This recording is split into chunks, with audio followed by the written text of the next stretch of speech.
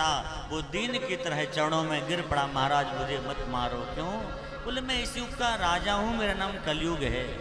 तो कहा मेरे राज्य की सीमा को छोड़ के चले जाओ।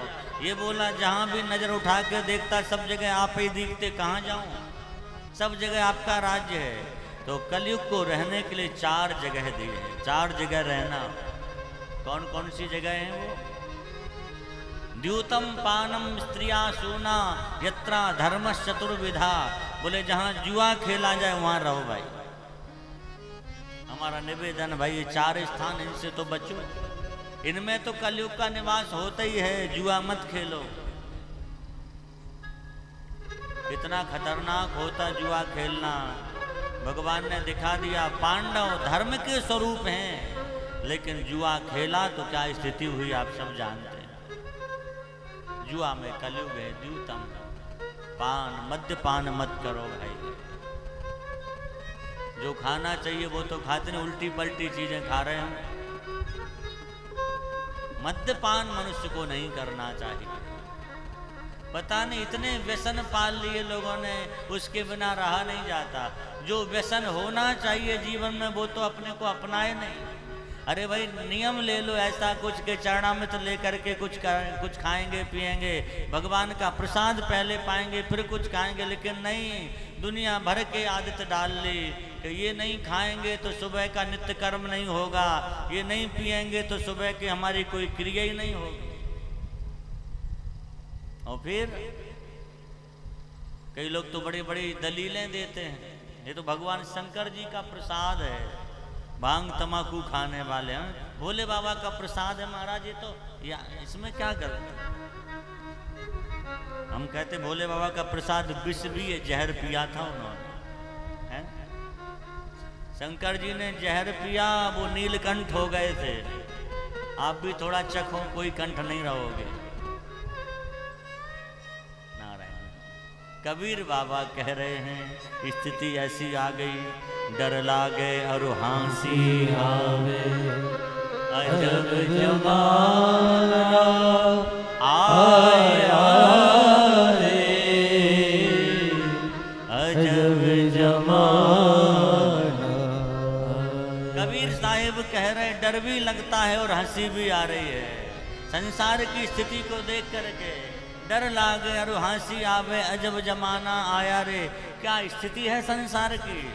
कहते मुट्ठी अन्न साधु कोई मांगे, कहे आज नहीं आया रे। कोई साधु पहुंच जाए भाई, फसल हो गई, खेती हो गई, कोई संत सेवा के लिए दो, तो मुट्ठी अन्न साधु कोई मांगे तो लोग कहते बाबा इस बार तो वर्षा नहीं, अकाल पड़ गया, जाओ कुछ नहीं है।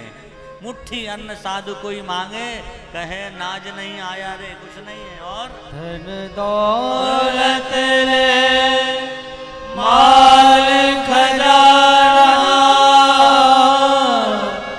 बेस्याना नचाया रे, बेस्याना। और कोई नाचने गाने वाली आ जाए और फिर तो महाराज देखो बढ़िया कड़े कड़े नोट निकाले जाते, मंच के सामने जाके ऊपर उठा उठा के, लोग देखा होगा आप लोगों ने। क्या भाई, कोई साधु मांगने जाए तो नाच नहीं आया, कुछ नहीं है, और नाचने गाने वाली आ जाए फिर तो देखो महाराज कितना लोग लुटा देते हैं। अच्छा लोग खुश भी बहुत होते कि भाई हम बहुत बहादुरी का काम कर रहे हैं।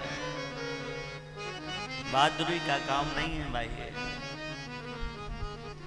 एक महात्मा कह रहे थे, बात हंसी की विनोद की पर अच्छा लगा।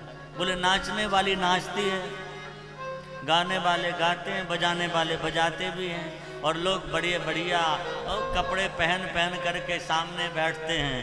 जो जितना ज़्यादा अपने आप को अच्छा समझता उतने ही आगे बैठता, नई नई गड्डी लेके जाता, हर गाने पे नाच पे 2-4 नोट कोई ऐसे लुटा रहा, कोई ऐसे दिखा रहा। तो किसी ने लिखा है, वो कहते मृदंग बजती है, ढोलक तबला जो भी बजे, पट उज्ज्वल धारी के बैठ सभा, मन काम में लाग रहो जिनको। किसी कवि की पंक्ति है, बोले बढ़िया बढ़िया कपड़े पहन के सभा में बैठ के, पर मन लगा संसार में। कथा में बैठने को कह दो तो मन नहीं लगेगा, नींद आएगी। और कोई नाचने गाने वाली आ जाए फिर तो महाराज पूरी रात नींद गायब हो जाती, नींद आती नहीं। तो उनके लिए लिखा है कि पट उज्ज्वल धारी के बैठ सभा, मन काम में लाग रहो जिनको। तब मृदंग कहे धिक है धिक है धिक है। मृदंग बार बार धिक धिक बोलती ना, ढोलक तबला ऐसे बोलता है, मानो वो धिक्कारता है, धिक्कार है तुम्हें मनुष्य का जन्म मिला। वो बजती नहीं है, वो उनको धिक्कारती है कि मानव का तन क्या इसलिए मिला था। जब मृदंग कहती धिक है धिक है धिक है इनको, तो मजीरा बजते हैं। मजीरा कैसे बोलते, मानो मजीरा भी बजते नहीं, पूछते हैं वो। कि मृदंग से कहते हैं कि तुम कह रहे धिक है धिक है धिक है इनको, तो मंजीरन पूछ लई विधिसों किनको किनको किनको किनको। मजीरा ऐसी बजते किनको किनको किनको किनको। मजीरा मानो पूछ रहा किसको कह रही हो, किसको धिक्कार है। मंजीरन पूछ लई विदिशों किनको किनको किनको किनको। उसी समय वो नाचने वाली वेश्या रे हाथ उठाए कहे इनको इनको इनको इनको। जितने बैठे सब कोई धिक्कार है।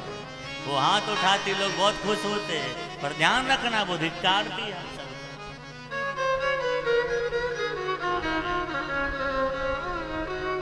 कबीर बाबा कह रहे हैं मुट्ठी अन्न साधु कोई मांगे कहे नाज नहीं आया रे, और धन दौलत ले माल खजाना वैश्या नाच नचाया रे।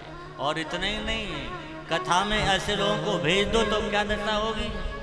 बोले कथा होए श्रोता सोवे भक्ता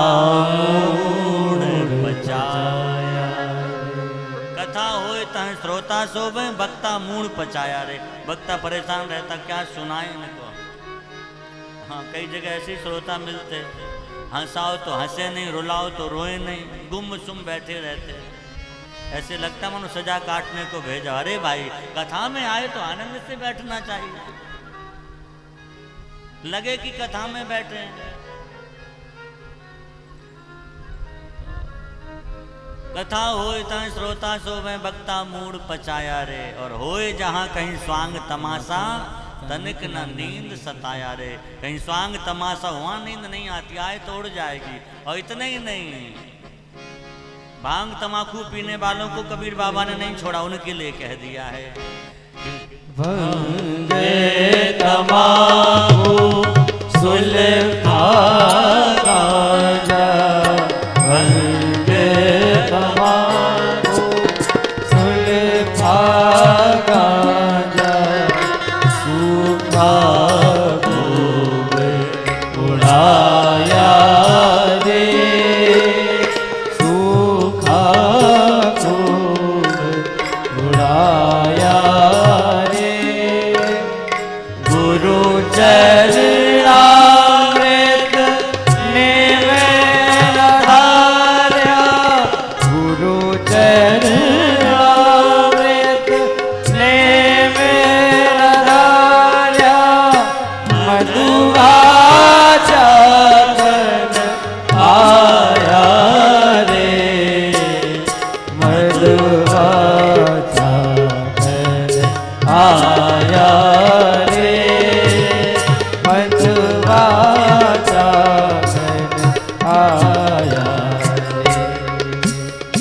उल्टे चाल चले दुनिया में, या तेरी घबराया रे, या तेरी घबराया रे। कहत कबीर सुनो भाई साधो, कहत कबीर सुनो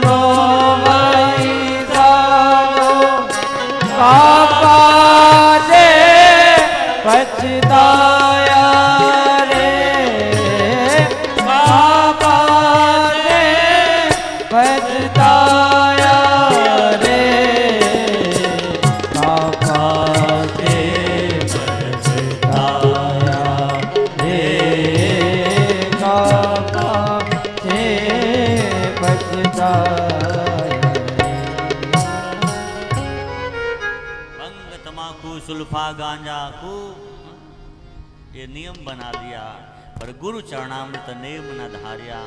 हम गुरुजनों का, हम भगवान का चरणामृत रोज लेंगे, ये नियम नहीं बनाया। जीवन में नियम हो, हम भगवान का चरणामृत लिए बगैर कुछ नहीं लेंगे। हम गुरुदेव का चरणामृत लिए बिना कुछ नहीं लेंगे। गुरुजनों का, भगवान का चरणामृत रखो अपने पास में, सुबह उठ करके स्नान करके सबसे पहले वो लो, इससे जीवन बने हमारा। लेकिन उल्टे पलटे नियम बना लिए हैं। तो कलयुग का दूसरा दोष है मद्यपान करना। अगर कोई ये करता है उसके जीवन में कलयुग है। द्यूतम पानम स्त्रिया जूना, व्यभिचार जहाँ होगा वहाँ कलयुग का निवास है। जहाँ हिंसा होगी वहाँ भी कलयुग का निवास है। ये 4 जगह कलयुग रहता है। जगह दे दी परीक्षित ने, रहो। इसने कहा महाराज मेरा परिवार बड़ा है, इसमें गुजारा नहीं होगा, और कोई जगह दे दो। तो पुनश्च याच मानायो जात रूपम अदात प्रभो, जब पुनः याचना की तो एक स्थान और दे दिया। क्या? रजो वैरम च पंचमम। कहाँ रहो? लोग कह दिया परीक्षित ने, जाओ तुम सोने में रहना, स्वर्ण में तुम्हारा वास होगा। जब कथा में ये कह दिया जाता कलयुग का निवास सोने में है, और कोई नाराज होए ना होए, पर माताएं बहुत गुस्सा हो जाती हैं। हाँ, ये बाप जी ने तो हमारा सब खत्म कर दिया, अब तो आभूषण गहने नहीं पहन पाएंगे, सब कहेंगे इसमें सोने में तो कलयुग का निवास है। हाँ, पर ध्यान रखना, हम आपकी बचत की बात बता रहे हैं। यहाँ लिखा जात रूपम अदात प्रभो, सोना नहीं लिखा है। इसका तात्पर्य है अधर्म अन्याय से उपार्जित जो धन है उसमें कलयुग का वास है। चाहे सोना हो, चाहे चांदी हो, चाहे लोहा हो, कुछ भी हो, जो अन्याय से कमाया गया उसमें कलयुग का निवास है। सोना तो भगवान का स्वरूप है। गीता में भगवान कह रहे हैं धातुओं में सोना मेरा ही स्वरूप है, भगवान का स्वरूप माना गया है। लेकिन अधर्म से कमाया उसमें कलयुग है। तो क्या करें? एक उपाय है भाई। आजकल कोई वस्तु ऐसी नहीं जो जिसमें कलयुग ना हो। चाहे वस्त्र हो, चाहे भोजन हो, सब में कलयुग का निवास है। तो कलयुग के दोषों से निवृत्ति कैसे मिले? एक काम करने लग जाओ। कोई भी वस्त्र लाओ नए, धो करके पहले भगवान को स्पर्श करा दो। भगवान ने पहन लिए, प्रसादी होगी फिर पहन लो, प्रसाद में दोष नहीं। भोजन करो, पहले ठाकुर जी को भोग लगाओ, फिर पाओ, प्रसाद हो गया। आभूषण लाओ, पहले ठाकुर जी को, भगवान को धारण करा दो, फिर प्रसादी पहन लो, तो उसमें कोई दोष नहीं है। तुम ही निवेदित भोजन करे प्रभु प्रसाद पट भूषण धरे, प्रभु प्रसाद पट भूषण धरे। भगवान का प्रसादी सब धारण करो, कोई दोष नहीं है। परीक्षित ने जब स्थल दिए हैं अधर्म अन्याय से उपार्जित धन में रहना, वो परीक्षित आए हैं वापिस। खजाना खोला, एक मुकुट पड़ा हुआ था। इनके पूर्वज जब जरासंध को जीते थे तो उसके खजाने से मुकुट लाए थे, और वो मुकुट जरासंध ने बहुत लोगों को अधर्म करके, कष्ट दे करके, लोगों को जीत करके मुकुट बनवाया था। तो अधर्म की कमाई से उपार्जित मुकुट को परीक्षित ने जैसे मस्तक पर रखा, कलयुग को मौका मिल गया, इनकी बुद्धि में बैठ गया और गए शिकार खेलने। और कलयुग जब बुद्धि में बैठ जाए तो प्रमाण क्या है? राम जी ध्यान रखना, जिसकी बुद्धि में कलयुग आ जाता है उसकी ना भगवान में श्रद्धा रहती, ना महात्माओं में श्रद्धा रहती, ना शास्त्रों में श्रद्धा रहती। ये कलयुग का प्रमाण है। जो परीक्षित संतों का आदर करते थे, आज प्यास लगी, एक महात्मा से जल मांगा, महात्मा ध्यान में बैठे थे और बस महात्मा को देखते बोले अच्छा हमें देख के आंख बंद कर ली, पाखंडी है।